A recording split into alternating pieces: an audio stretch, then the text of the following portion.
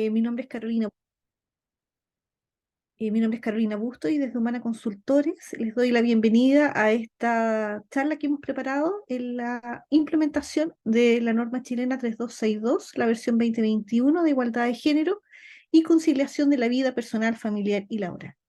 ¿Qué les queremos contar? Les queremos contar cuál es el equipo que hemos ido conformando para trabajar la implementación de la norma, a propósito de las experiencias que hemos tenido en diferentes fases de implementación de la norma. Hemos trabajado mucho con las instituciones en la fase diagnóstica, pero también hemos acompañado y estamos acompañando hoy día a una institución en la implementación de la norma. Y lo que hemos ido descubriendo en este proceso desde que lo empezamos a trabajar hace aproximadamente desde el 2018, un par de años atrás, es que la visión multidisciplinaria es súper relevante para abordar los desafíos culturales asociados a la implementación de la norma.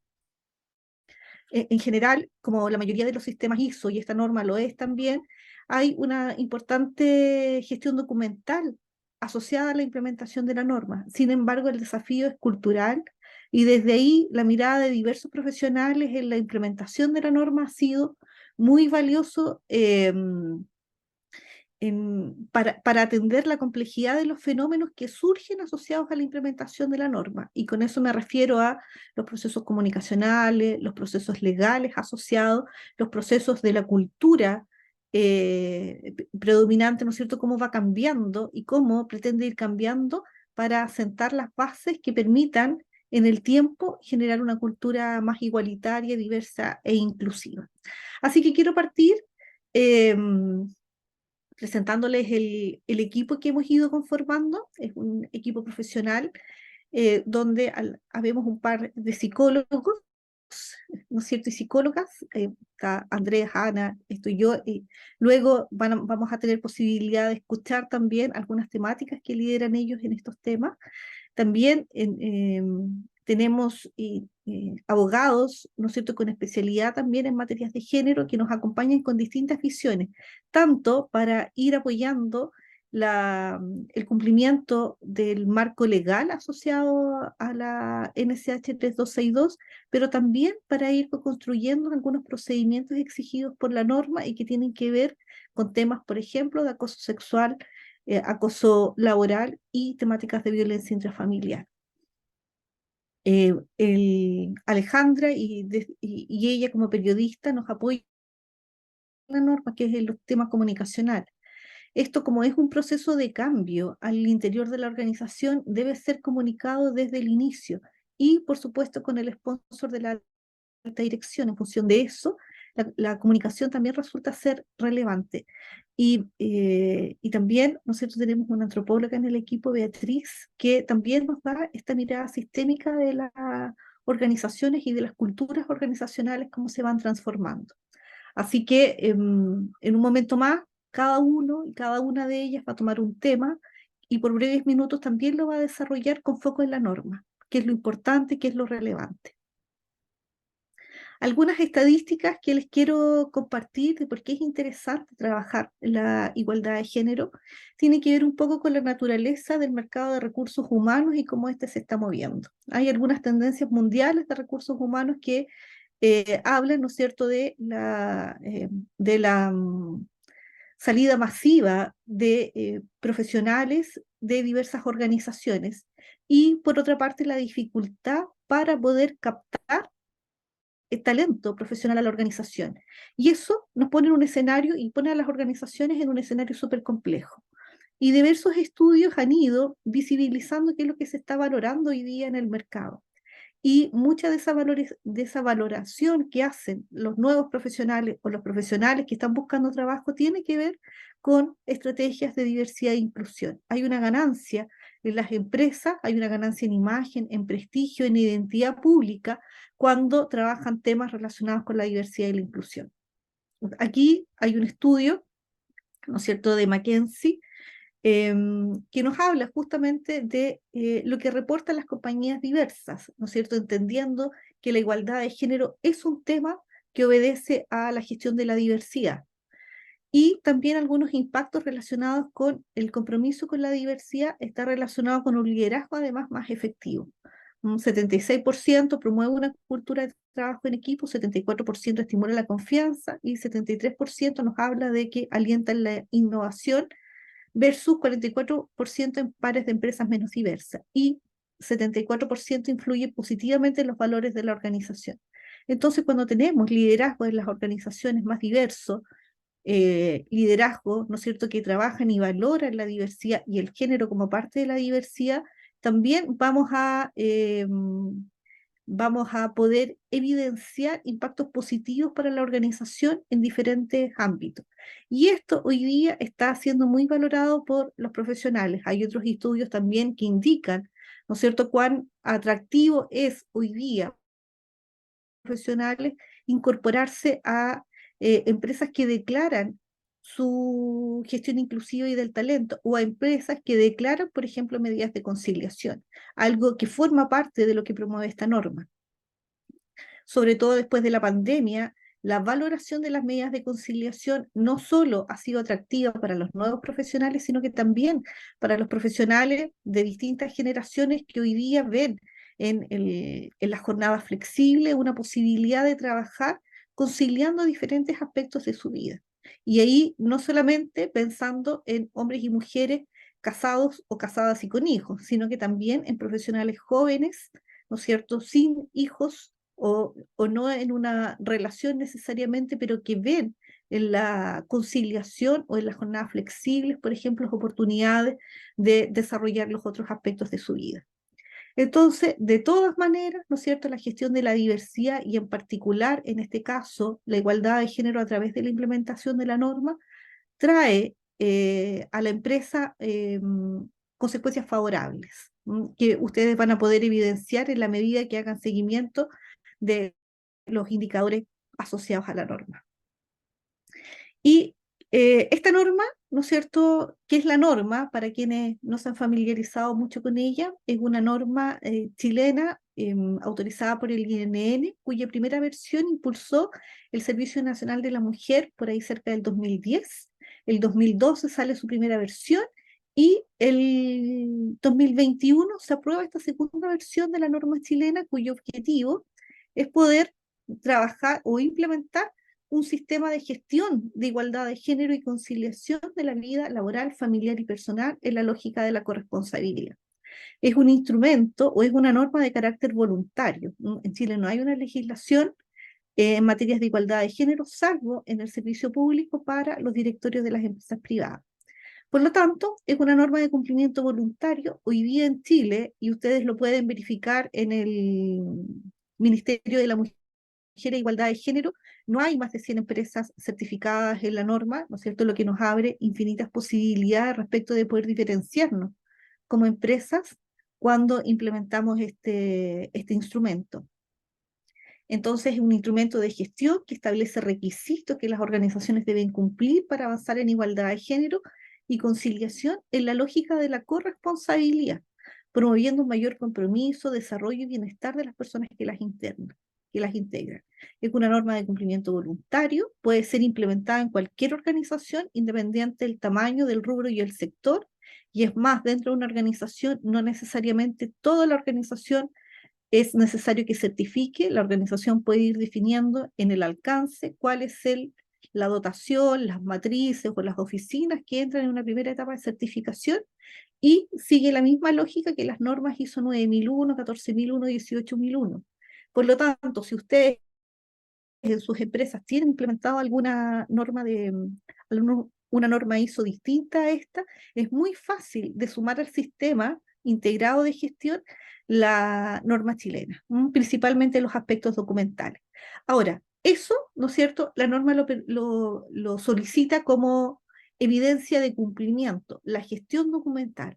Y entendemos, ¿no es cierto?, que em, esa es la evidencia que vamos a tener que mostrar ante una casa certificadora para evidenciar la implementación del sistema o la implementación de la norma. Sin embargo, a diferencia de otras normas, o tal vez me equivoco, pero el foco de esta también tiene que ver con el cambio cultural en relación a la igualdad de género. Por lo tanto, todos los procedimientos y todos los registros y todo lo que se genere y todo lo que se genera a propósito de la implementación tiene su foco en trabajar la igualdad de género. Y es eso, y es igualdad de género y conciliación de la vida personal, familiar y laboral. Por lo tanto, también desafía a su organización a mirar transversalmente todos sus procesos y tener una mirada de enfoque de género en la implementación o en el desarrollo de sus actividades diarias. Implica desafiar a veces algunos sesgos también que dentro de las mismas organizaciones perpetúan ciertos estereotipos de cómo hombres y mujeres se tienen que ir desarrollando. Y nos va evidenciando lo difícil que ha sido culturalmente avanzar en estas materias. Y a pesar de que a veces sentimos que hay mucho avance, la evidencia estadística nos demuestra que la brecha es aún grande en materias de igualdad de género. Y en las organizaciones donde lo vemos principalmente, lo vemos en la participación de las mujeres en los cargos de representación, en los cargos de jefaturas, de directores y de gerencia. Ahí hoy día es donde está existiendo todavía la mayor brecha, porque en términos de participación laboral, las mujeres están insertas en el trabajo. La brecha está existiendo en la calidad del trabajo de las mujeres, en las remuneraciones, y en los hombres está existiendo la brecha fuertemente en relación a las medidas de conciliación. ¿No es cierto? Cómo hemos perpetuado el estereotipo de la mujer cuidadora y no hemos participado o no hemos hecho partícipe a los hombres en materias de cuidados. Así que es una norma completa, bonita, que desafía a la organización a mirar sus procesos y la relación y las dinámicas relacionales de hombres y mujeres al interior de la organización. ¿Cómo se implementa?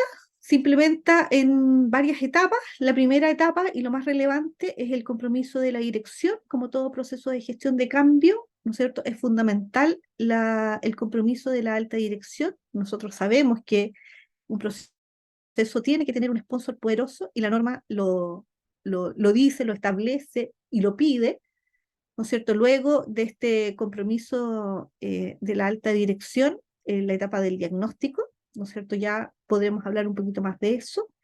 El diagnóstico organizacional con enfoque de género es relevante para identificar cuáles son las brechas. Luego la etapa de la documentación y el plan de acción, qué vamos a hacer con el diagnóstico, qué vamos a hacer, ¿no es cierto?, para poder ir aportando al desarrollo de una cultura más igualitaria. Y finalmente la etapa certificación. Y, ¿no es cierto?, acompañado por comunicación interna y capacitación, que es fundamental, primero para informar a la organización en qué estamos y luego para ir sensibilizando también y hablando un lenguaje común respecto del género. ¿Cuánto se demora este proceso? Que es una pregunta que habitualmente aparece, ¿no es cierto? Puede demorar entre 8 meses,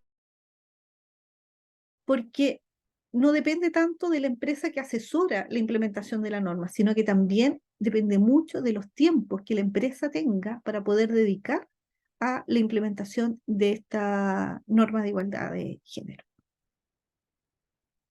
Entonces, le quiero pedir a Vivian, si está por ahí, si nos puede dar una visión general del marco jurídico internacional y nacional en materias de igualdad de género y por qué es relevante también esta mirada en la implementación de la norma.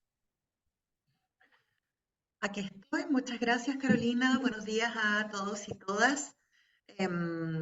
Bueno, que podamos conversar de la importancia y de la urgencia cultural, normativa, pero también con otras aristas, ¿cierto?, de la implementación de esta norma, tanto para organizaciones como empresas.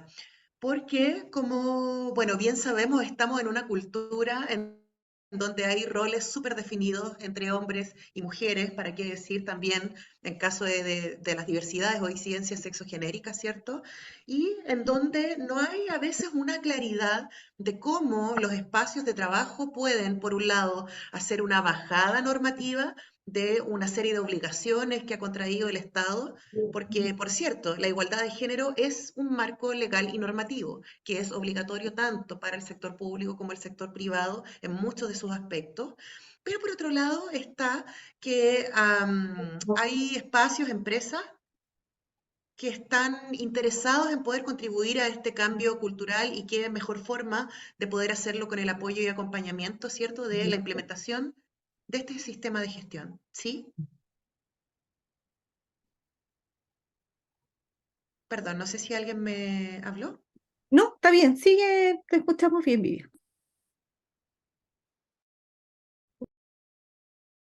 Te silenciaste. Perdón. Ahí sí. Esta norma, ¿cierto?, cumple una serie de estándares nacionales e internacionales que son estándares legales y que es importante poder conocerlos para entender que su cumplimiento no es voluntario, ¿no? Sino que puede acarrear algunas consecuencias. En el caso concreto, por ejemplo, demandas, yo me puedo ahorrar algunas demandas de tutela laboral u otros procedimientos, ¿cierto? En el sector público están las investigaciones sumarias, los sumarios administrativos. Si yo tengo claro cuáles son algunos procedimientos de prevención, si yo tengo claro, ¿cierto?, cuáles son algunas medidas que puedo tomar para evitar que mi espacio de trabajo pueda reproducir violencia concretamente. Y en este sentido, nosotros tenemos los estándares internacionales de derechos humanos que están ratificados y que han sido obligatorios para el Estado chileno y que nos dan un marco jurídico internacional de la igualdad de género. Aquí hay que decir que Chile, en este caso, tiene la obligatoriedad de cumplirlos por un sistema, parte de nuestro sistema jurídico que se llama control de constitucionalidad. Es decir, que no es voluntario, sino que es necesario que vayamos creando estos espacios libres de toda violencia. Y particularmente, ¿cuáles son esos estándares que nosotros revisamos, ¿cierto? Y que aplicamos en estos procesos. En primer lugar está la Convención sobre la Eliminación de toda la forma de discriminación hacia las mujeres, o que conocemos también como Convención CEDAW, que es un instrumento internacional, un instrumento normativo que conocemos desde el año 1979. Importante tener claro de cuántos años nos ha costado ir implementando, ¿cierto? Estos sistemas de igualdad que son de ayuda y que no solamente son de ayuda para alcanzar una mejor cultura o una sociedad más justa, sino que también tienen otros efectos, incluso desde el punto de vista del desarrollo productivo, cuando yo voy viendo que me estoy vinculando con una empresa o que me venden un producto que tiene este valor agregado, ¿cierto? Em, Está también como segundo instrumento la Convención Interamericana para prevenir, sancionar y erradicar la violencia contra las mujeres, o que conocemos más bien como Convención de Belém do Pará, ¿cierto? Que fue el lugar donde los estados llegaron a esta convención, que es obligatoria para el Estado de Chile también, que la conocemos desde el año 1994 y que ha ido de a poco traduciéndose en distintas normativas nacionales eh, que se han ido desarrollando. Y también hay otros instrumentos que, no siendo tratados internacionales, nos dan estándares o directrices que nos facilitan la implementación de esta norma y, en definitiva, el trabajo y la cultura organizacional. Está, por ejemplo, la estrategia de Montevideo para la implementación de una agenda regional de género en el marco del desarrollo sostenible, ¿cierto? Hacia 2030 hay muchas empresas también que están vinculadas a estos ODS o los Objetivos de Desarrollo Sostenible.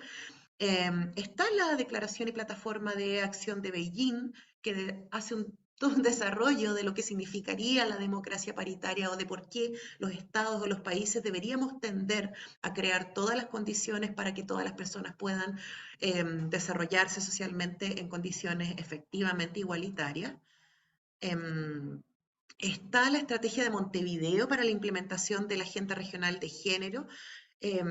Y por último, y yo diría que más importante en cuanto a su actual implementación, está el convenio 190 de la OIT, que también pasa a ser obligatorio para el Estado chileno y que tiene una serie de cambios que se traducen básicamente en cómo yo voy a tener que actuar en mi espacio de trabajo, qué protocolos voy a tener que tener, cuáles no, entre otras materias muy también interesantes y contingentes.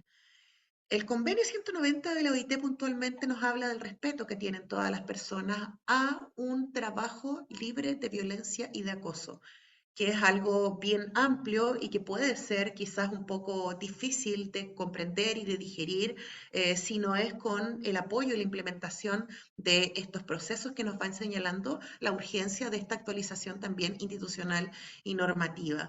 También, ¿cierto? Hay toda una obligatoriedad que viene a propósito del convenio 190 de la OIT de hacer un seguimiento y de controlar la aplicación de la legislación nacional relativa a la violencia y el acoso laboral y sexual en el espacio del trabajo, ¿cierto? Que ya lo teníamos en el Código del Trabajo, pero que al estar activo el convenio 190 de la OIT adquiere nuevos elementos interpretativos que, por cierto, tanto investigadores en el área de los sumarios administrativos, tanto como el juez o jueza del trabajo, van a tener que tener a la vista.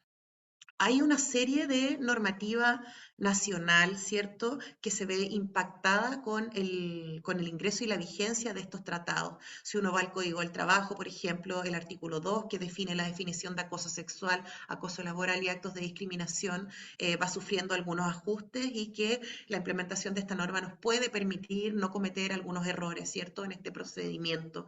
Está el instructivo presidencial sobre la igualdad de oportunidades y prevención y sanción del maltrato, acoso laboral y sexual en todos los ministerios y servicios. En el caso del sector público está el artículo 439 del Código Penal en relación al artículo 5 de la Ley de Violencia Intrafamiliar, ¿cierto?, que es otro de los tópicos en los cuales son abordados a propósito de la implementación de la norma.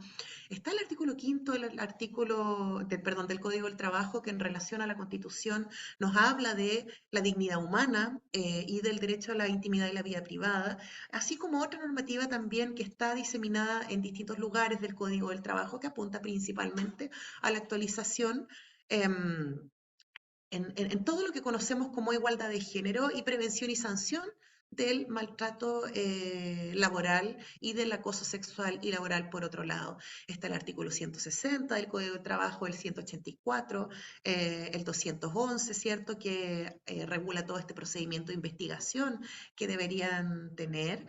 Y también otros instrumentos dentro de la normativa nacional que, si bien no son ley, son, por ejemplo, resoluciones exentas del Ministerio de Salud, por ejemplo, en el caso de este sector, que actualiza el protocolo de vigilancia. Hay un cuestionario de la Suceso que habla, cierto, de algunas actualizaciones en torno a las dimensiones de riesgo psicosocial, que también tienen que ver con la prevención de violencia. Y por último está la Política Nacional de Seguridad y Salud en el Trabajo del Ministerio de Trabajo y Previsión Social. Hay otras, por cierto, pero yo diría que principalmente eso es lo importante y eso es lo que es relevante que tengamos en claro de cuáles van a ser estas actualizaciones y, en definitiva, cómo esta implementación de la norma chilena es una carta Gantt, por un lado, para contribuir a una sociedad con menos sesgo y estereotipos en el ámbito, cierto, del trabajo, y por otro lado, cómo yo puedo prevenir y evitar algunos puntualmente reclamos o juicios que tengan que ver con la discriminación en estas materias. Muchas gracias, Vivian, ¿no es cierto? Porque refuerza además la necesidad de que trabajadores y trabajadoras también vayan reconociendo sus obligaciones a través de la legislación. Y eso probablemente es una brecha hoy día también que existe en muchas de las organizaciones, porque dado la velocidad de la actualización de la normativa legal, muchos trabajadores y trabajadoras no se han enterado, ¿no es cierto?, de lo que va pasando en materia legal. Muchas gracias, Vivian. Le quiero pedir ahora a Alejandra Ugarte, que es periodista que trabaja con nosotros en este equipo, que nos pueda hablar acerca de las relevancias de las comunicaciones en la norma a propósito de la experiencia que hemos tenido, Alejandra.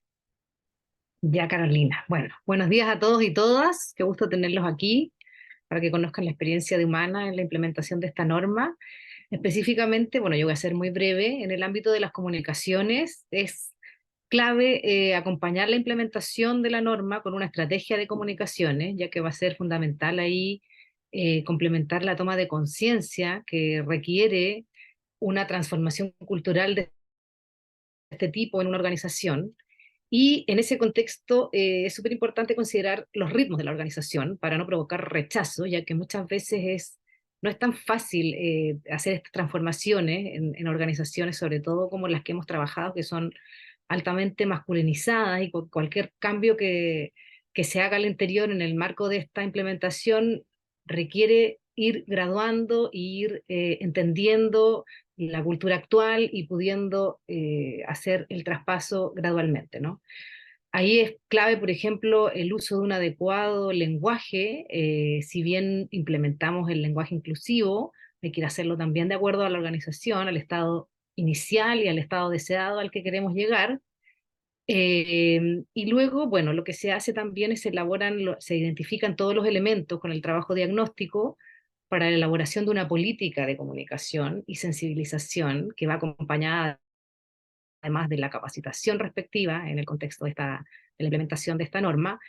Y esto se traduce en un plan de acción comunicacional muy específico que va definiendo los canales a utilizar, los temas clave, con sus responsables y sus fechas. Por lo tanto, vamos incorporando además así de esta manera a toda la organización en la implementación de la difusión de la norma. Allí primero van sumándose los actores clave y luego la idea es hacerlo lo más participativo posible en la medida que se van generando esas transformaciones culturales. Por lo tanto, la norma se va implementando y el sistema se va implementando con el apoyo de esta estrategia de comunicaciones, que va también difundiendo la normativa existente, los beneficios disponibles y va adaptándose a los avances y retrocesos de la implementación. Eso muy en general. Gracias, Alejandra. Y ahí quisiera hacer un punto respecto de la anterior versión de la norma, que la versión 2021 de la norma es mucho más exigente en términos de materias comunicacionales, ¿no es cierto? Dando cuenta de algo que es propio de los procesos de gestión de cambio, que tienen que ser comunicados desde el inicio y que tienen que ir logrando llegar a los distintos niveles de la organización para que el proceso de la implementación de la norma y el objetivo asociado a la gestión de la igualdad de género llegue a todos los niveles de la organización y en todos los lugares, además, donde esa organización esté. Lo que sin duda, en más de alguna ocasión, nos ha desafiado a generar estrategias muy creativas para poder llegar a todos y a todas. Muchas gracias, Alejandra. De nada, pues. Me gustaría ahora que escucháramos a Beatriz un poco con la mirada respecto de la estructura de la implementación de esta norma. Beatriz, por favor. Bueno, buenos días, ya mediodía, ¿no? Lassi los saludo a todos y a todas. Bueno, me dieron esta parte y probablemente tiene que ver con, con esta mirada que desde los procesos sociales podemos tener los y las antropólogas, porque vemos todo este ingrediente cultural, ¿no?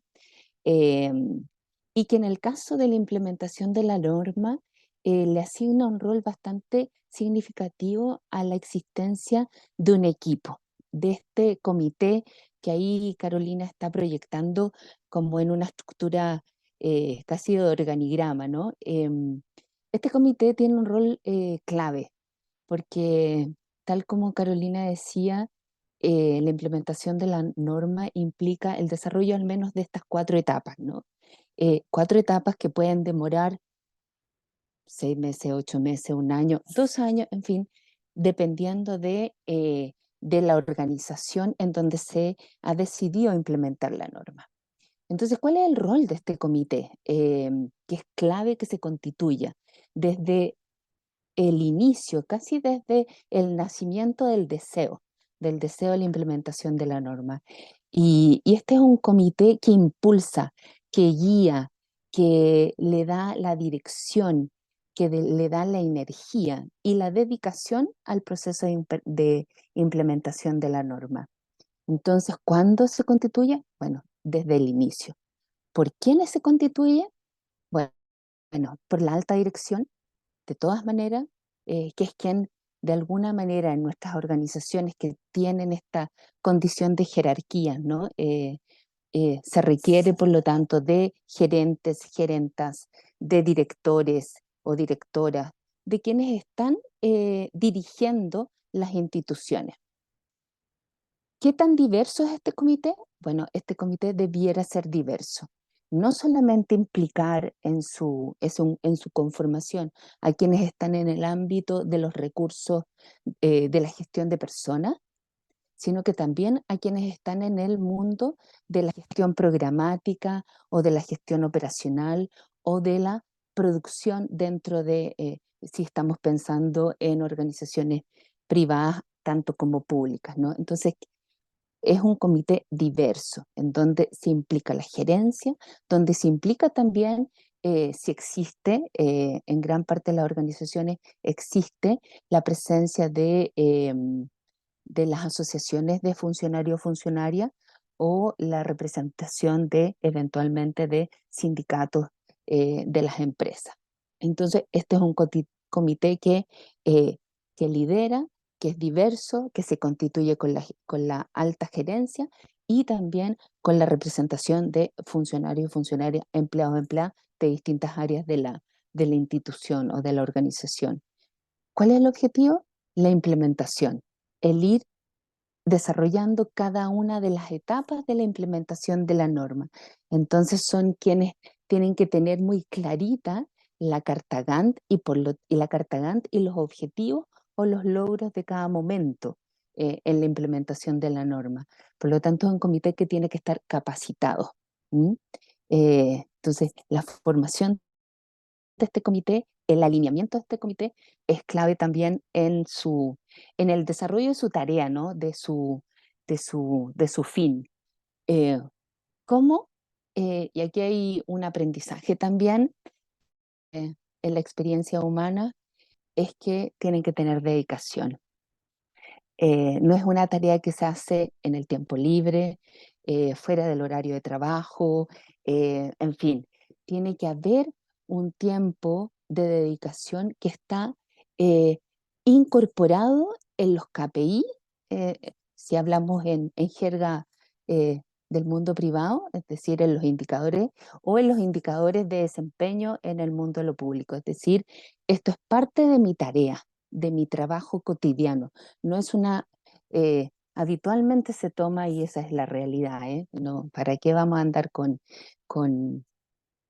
eh, con, eh, con falsedades, ¿no? Habitualmente esto ocurre que ya yo lo hago porque a mí me interesa y esto es parte como de mi interés personal y no solamente laboral. A la larga, esto tiene un costo, porque ese interés y ese compromiso no necesariamente es reconocido y es valorado en la empresa u organización o institución. Por eso nosotras decimos desde el inicio que esto tiene que ser parte del diseño de mi trabajo, de mi, de mi, de mi rol en la organización. Entonces, está dentro de mi pega, de mi trabajo. Em, y, em, y bueno, y probablemente lo que creo que debiéramos reforzar eh, es que es un comité que está alineado y que tiene un propósito común. Y de ahí que su constitución no sea algo que se deje al azar, sino que es algo que tiene que ser diseñado y pensado al momento de tomar la decisión de implementar esta norma en la institución. Que dicho sea de paso, tal como mencionó Carolina y Vivian y Alejandra, em, esto es un piso eh, desde el cual partimos. Existen múltiples mecanismos y múltiples estrategias para incorporar la mirada de género, la mirada el enfoque de derecho, y este es un mecanismo que hemos visto ayuda significativamente a ampliar las miradas y a incorporar el enfoque de género, que sin duda eh, es una mirada que no solamente requiere de un trabajo normativo, sino que también requiere de un trabajo a nivel de la cultura, de la forma en la cual nos relacionamos hombres, mujeres y disidencias sexogenéricas en lo cotidiano. Hasta ahí me quedo yo. Muchas gracias. Gracias, gracias, Bea. Sin duda, el comité fundamental para entender que es necesario transversalizar el enfoque de género en una organización. Este de ninguna manera es un tema exclusivo del área de gestión de personas o de recursos humanos o como se denomina en su organización. Tiene que estar transversalizado y los representantes tienen que estar participando en este comité. Y como dice Beatriz, la ambición, ¿no es cierto? Y la aspiración relacionada con la implementación de la norma es que todos y todas en la organización vivan el enfoque de género como parte del trabajo. Es decir, miremos nuestro trabajo con un enfoque de género. Muchas gracias, Bea. Quiero pedirle a Andrés, ¿no es cierto?, que tiene amplia expertise también en la implementación y sobre todo en la fase de diagnóstico, que nos pueda contar brevemente esta lámina, ¿no es cierto?, del diagnóstico de género. Andrés Moyano, por favor. Hola, buenas tardes, ¿se escucha bien? Sí, Buenísimo. Bueno, gracias por sumarse. Contarles brevemente entonces el diagnóstico, que es una etapa muy importante al minuto de conocer la realidad y el estado actual de la organización, que va a permitir conocer cómo se encuentra la organización con respecto a sus brechas de género. En ese sentido, cuando se empieza el proceso y la implementación de la norma, establecer la línea base es fundamental. Y esta línea base permite sacar una fotografía con respecto a las brechas de género en distintas dimensiones, como están ahí en pantalla. Los ejes transversales, con respecto a capacitación de género, tratamiento de reclamos, comunicación y infraestructura, que es sacar una fotografía de qué es lo que hasta el día de hoy la organización ha realizado en esas materias, las cuales son transversales. Si hay algún aspecto de mejora, el objetivo es poder reconocerlo, identificarlo. Y también a través de los ejes específicos que están ahí en pantalla, que tienen que ver muchos de ellos con cómo el área de gestión de personas está trabajando actualmente en líneas amplias, como el proceso, por ejemplo, de reclutamiento y selección, cómo se realiza el reclutamiento, cómo son los avisos de trabajo. eh, por ejemplo, el título de aviso de trabajo tiene algún tipo de lenguaje inclusivo incluido, están considerados algunos tipos de beneficios para apoyar a padres y madres. Y esa fotografía va a permitir el poder identificar las brechas o aspectos de mejora, los cuales van a permitir, y cada uno de estos ejes, el poder conocer la realidad de la organización para establecer los objetivos y la matriz de objetivos donde se establece el plan de acción en este espacio de mejora continua. De igual forma, mencionar que, así como mencionaba anteriormente Beatriz, el poder abordar la cultura, también este diagnóstico permite el poder conocer a nivel cualitativo cuáles son las percepciones, punto de vista de las personas con respecto al enfoque de género. Y eso implica de igual forma el poder generar un diagnóstico con respecto a los estereotipos y prejuicios que tienen las personas, tanto hombres y mujeres, de la dotación de la organización con respecto a distintos lineamientos, de cómo observan eh, los estereotipos y prejuicios y, por cierto, hay aspectos de mejora. Y de igual forma, el poder hacer levantamiento cualitativo a través de entrevistas y grupos focales para, obviamente, establecer aspectos de mejora. Entendiendo entonces que esto es una mejora continua en un proceso de transformación cultural, por cierto, el poder establecer la brecha de género es un elemento fundamental, pero también conocer de qué forma los prejuicios y sesgos que tienen todas las personas, incluyendo, por cierto, quienes toman decisiones, el poder establecer esta línea base para saber cuáles son los aspectos que nos van a facilitar el poder implementar este proceso y, por cierto, aquellas barreras que puedan tener las personas para poder establecer este espacio de mejora. Dicho sea de paso, esto es muy importante. Si una organización en su diagnóstico tiene muchas brechas, eso no es un impedimento para que se pueda implementar de buena forma el proceso. Si tiene muchas brechas o pocas brechas, lo más importante es sacar la fotografía para de ahí establecer un plan de acción que sea ecológico a la realidad de la organización para establecer las mejoras de acuerdo a estos ejes transversales y específicos. Y sobre todo el eje 9, que en general las organizaciones no lo consideran, salvo cuando entran en la implementación de esta norma, que es la prevención, detección y derivación de la violencia familiar, que está estudiado que brinda muchos beneficios a la organización a la hora de implementar, porque se empiezan a abordar ejes y temáticas que son nuevas, pero que permiten poder generar espacios de mejora entendiendo que nuestra vida laboral también está influida por otras dimensiones. En este caso, lo que sucede en el hogar tiene algún tipo de impacto en la familia y obviamente viceversa. Entonces, esta fotografía va a permitir establecer un plan, unos objetivos y un plan de acción y obviamente el poder generar los procedimientos y procesos acordes a este diagnóstico general. Eso, bien en resumen.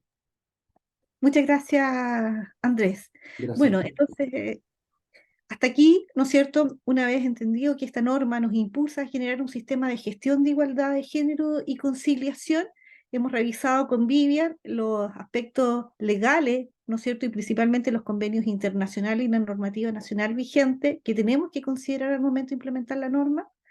Alejandra nos ha puesto desde el área de comunicación en la relevancia de acompañar el proceso comunicacionalmente, no solamente porque la norma lo exige, sino porque sabemos que es fundamental en un proceso de gestión de cambio. Entonces, así partimos implementando, poniendo la legislación nacional sobre la mesa, el plan de comunicaciones como prioritario, constituyendo el comité que nos mostraba Beatriz, lo más diverso, igualitario y representativo de la estructura de la organización y una vez que tenemos eso definido, partimos con el diagnóstico complejo y completo, ¿no es cierto?, tal como lo presentaba Andrés. Entonces, cuando ya tenemos esa mirada, nos vamos a ir, a apoyar todo lo que significa, perdón, todo lo que significa la definición de objetivos y planes de acción. Tal como decía Andrés, teniendo las brechas identificadas, podemos ir ya construyendo políticas y operacionalizando esa política en distintos objetivos, porque si no lo medimos, no lo podemos mejorar. Y esto es fundamental en este sistema de gestión, porque además, en la medida que queramos mantener esta norma en los siguientes años, vamos a tener que ir evidenciando cómo vamos acortando las brechas. Y eso, ¿no es cierto?, es a través de estos indicadores. Entonces, vamos a necesitar una política exclusiva que sea de gestión de igualdad o equidad de género, objetivos que nos permitan operacionalizar esa política, un plan de acción en todas las dimensiones que sea posible y los procedimientos que forman parte de la estructura de un sistema de gestión, con exigencia de normativa ISO, el procedimiento y los registros para que sea conocido por todos y por todas en la organización. Tiene que ser público, ampliamente difundido. Y eso le da la solidez al sistema de poder visibilizarlo también en toda la organización. Entonces, ya vamos avanzando en eso, y en particular en relación a estas materias hay algunos procedimientos que probablemente van a ser más sensibles que otros procedimientos, y por eso quiero pedirle a Rubén Bustillos, que nos acompaña, abogado también, que nos hable principalmente de estos procedimientos que la norma nos exige, que tienen que ver con el, la detección, el tratamiento de todas las denuncias que tienen que ver con acoso sexual, laboral, ¿no es cierto? Y también la invitación que hace la norma a gestionar los casos de violencia intrafamiliar. Rubén, por favor. Bueno, buenas tardes a todos y todas. Em, yo no creo que sea conveniente a esta hora de la tarde sembrar el terror, como Robespierre lo hizo en la Revolución Francesa, pero hay dos formas de adherir a la normativa que se ha señalado tan extensamente y de un modo tan técnico por quienes me han precedido en la palabra.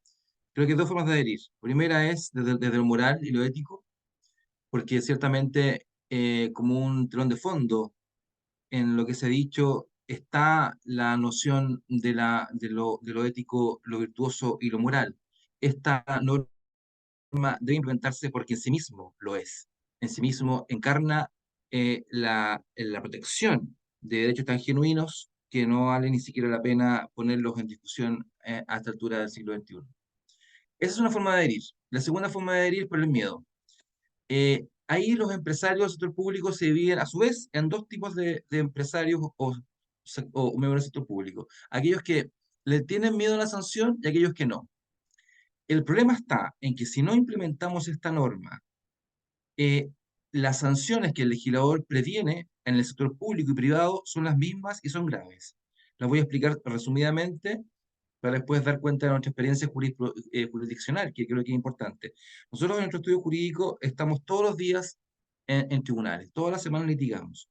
La sanción de la tutela, como señaló la colega precedentemente, tutela es la acción vulneradora de derechos fundamentales. Es decir, si ocurre un episodio de los que se ha descrito, se quiere evitar mediante la implementación de esta normativa, es decir, si hay acoso sexual, o acoso laboral, o discriminación laboral basada en razones de género, o de sexo, o de preferencias sexuales, o de identidades de género, o de sensibilidades de género, y toda la variedad de distinciones actuales, la sanción para el empleador es gravísima, de 1 a 11 sueldos brutos de la trabajadora que ha sido sometida a estos padecimientos, la, la obligación de despedir al sujeto infractor o a la mujer infractora. En segundo lugar, el daño moral que debe indemnizar a la víctima. El daño moral no está tasado en la legislación, por tanto, el daño moral es inconmensurable, entendiendo por daño moral la afección psicológica o el padecimiento que alguien tiene a raíz de la ocurrencia de estos actos. Como no está tasado por el legislador, puede ir a 100 millones o mucho más, porque ¿cómo cuantificamos el padecimiento psicológico? Es muy complejo y por tanto la legislación no lo aborda de esa manera. Y en tercer lugar, la imposibilidad, vaya este mensaje para los privados, la imposibilidad de realizar o suscribir contratos con el Estado de Chile por 2 años. Si un empresario, una empresa de lo que nos están escuchando esta tarde, incumple en esta naturaleza de cosas y es sancionado con esta última situación que les he planteado y tiene concentración de facturación en el Estado, puede quebrar. Así de simple. Por lo tanto, si adherimos moralmente, bien, en buena hora. Pero si no adherimos, las sanciones son altísimas. Son las más altas del sistema judicial laboral chileno, entendiendo que el sistema laboral tiene un sistema punitivo. Lo punitivo es la última razón del derecho, y aquí se aplica.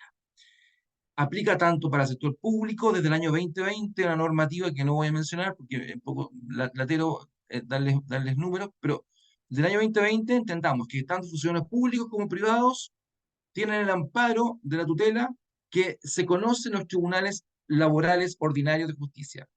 En Santiago hay 2, en regiones está plagado de tribunales, litigamos en todo Chile y las sanciones son duras. Además, y para ir concluyendo, aparecen en las empresas o los infractores en un boletín mensual de infractores, una especie de DICOM. Es casi el listado de pedófilos, pero aplicado a la violencia de género.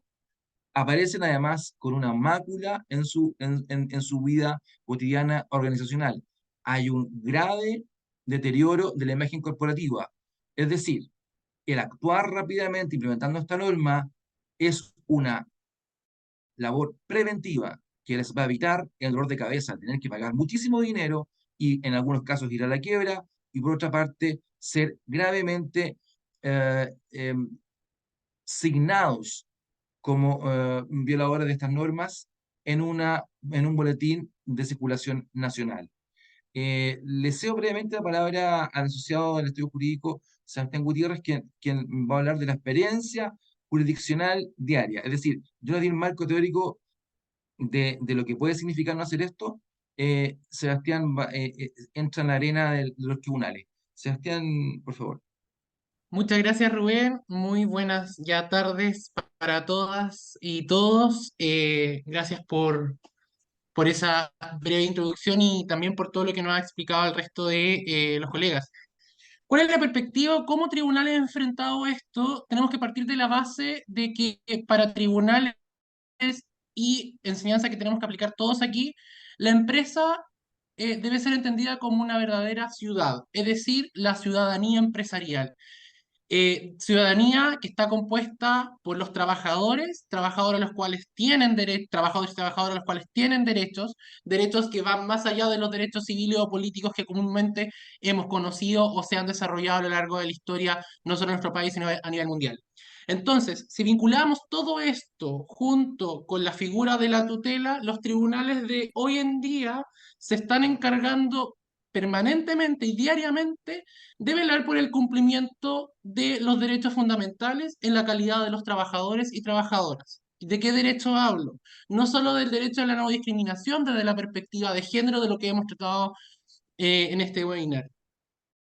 Protección del trabajador a su familia, el derecho a la vida, a la integridad física, a la vida privada, a la honra, a la libertad de opinión que tienes tú como calidad de trabajador. Por eso la empresa es importante que dentro de esta ciudadanía cumpla con dicha normativa dentro del marco jurídico del cual hemos estado hablando. ¿Cuál es la perspectiva de tribunales hoy en día? Es sancionar gravemente al empleador que no ha cumplido con dicha expectativa en base a la norma. Y un punto importante, si bien la NSH, las empresas se adhieren voluntariamente como tal, esto no impide que el juez del trabajo falle con la perspectiva de género que le pertenece. ¿Por qué? Porque como bien lo dijo Vivian anteriormente, existen distintas normas o tratados internacionales los cuales se basan o se sustentan de esta norma. Normas y tratados internacionales obligatorios para nuestro país. Lo que significa al mismo tiempo que el tribunal o el juez o jueza del trabajo los tiene que tener a la vista. ¿De qué hablo? De la Convención de la Eliminación de la Discriminación contra la Mujer, la Plataforma de Acción de Beijing, la Asamblea General de las Naciones Unidas y un sinfín de normativas las cuales buscan aplicar siempre esta perspectiva de género. ¿Cuál es la experiencia que hemos tenido nosotros en tribunales en base a la aplicación de estas normativas, no acotándolo, insisto, solo a la no discriminación, sino que a la amplia gama tutelar de derechos que existen respecto de los trabajadores y trabajadoras? Es condenar, sancionar y prácticamente promocionar y publicitar aquellas empresas las cuales no cumplen con esta normativa. Es verdad, el estándar probatorio para aplicar esta normativa o estos procedimientos en el área laboral son altos. Es decir, no basta llevar los procedimientos internos por parte de la empresa conforme a la normativa, sino que además el trabajador o trabajadora debe permanentemente tiene un estándar probatorio alto, lo cual, por supuesto, como en todo orden de cosas en materia judicial, debe ser debidamente acreditado. Entonces, desde el punto de vista de tribunales, hoy en día la detección de brechas, la implementación de procedimientos por parte de recursos humanos enfocados en la no discriminación y verificar si efectivamente la ciudadanía empresarial o la empresa cuenta con medidas y planes de conciliación respecto del punto discutido o tutelado en ese juicio, obviamente es plenamente considerado al momento de fallar o decidir en dichos asuntos. Por lo tanto, obviamente aquí la experiencia lleva a promocionar por nuestra parte hacia las empresas permanentemente la prevención y sanción de todo tipo de medidas de discriminación, acoso laboral, sexual y prevención, como también detección de incluso de trabajadores que se puedan ver involucrados en materias de violencia intrafamiliar. Eso, muchas gracias. Gracias, Rubén y Sebastián. Bueno, una mirada, ¿no es cierto?, que hemos ido ampliando a propósito justamente de las experiencias de Vivian, Rubén y Sebastián. Hemos una conversación que hemos ido ampliando con las organizaciones, esta mirada legal también necesaria en la implementación de la norma. Y lo que hemos descubierto así como inicio, como para empezar muchas veces, es la desactualización. Partimos con la desactualización de todos los reglamentos internos en la normativa. Entonces, ya desde ahí en adelante también, ¿no es cierto?, generamos conversaciones complejas y completas en la asesoría legal respecto de la implementación de esta norma. Finalmente, bueno, estos son todos los procedimientos que se implementan en la norma, ¿no es cierto? Al menos 11, podemos ir gestionando más. El último que se sumó fue la gestión con las empresas contratistas, porque también forman parte de la cultura de la organización. Eso, este es nuestro equipo, esta es la experiencia. Dejo abierta la posibilidad de que puedan haber preguntas y estamos disponibles ahí para poder conversar con ustedes. Les vamos a compartir también esta presentación, así como nuestros datos de contacto, para que ustedes, en la medida que lo necesiten, ¿no es cierto?, también podemos profundizar en la norma, en la NCH 326 o en cada una, ¿no es cierto?, de las etapas. También ustedes pueden decidir partir con una etapa de la norma. Generalmente muchas organizaciones parten tomando la decisión de implementar el diagnóstico y luego, ¿no es cierto?, en función de la línea base, van definiendo si avanzan o no en la etapa de la implementación. Así que solo agradecer la participación y quedo abierta si hay preguntas. Si no, ¿no es cierto?, en privado también y por correo también se los podemos compartir y responder. Muchas gracias entonces a todos y a todas por participar de esta actividad. Que esté muy bien. Buenas tardes. Buenas tardes, hasta luego. Chao, chao. Hasta luego, gracias. Chao, chao. Buenas Gracias. tardes. Y se puede hacer un seguimiento. Entonces, los potenciales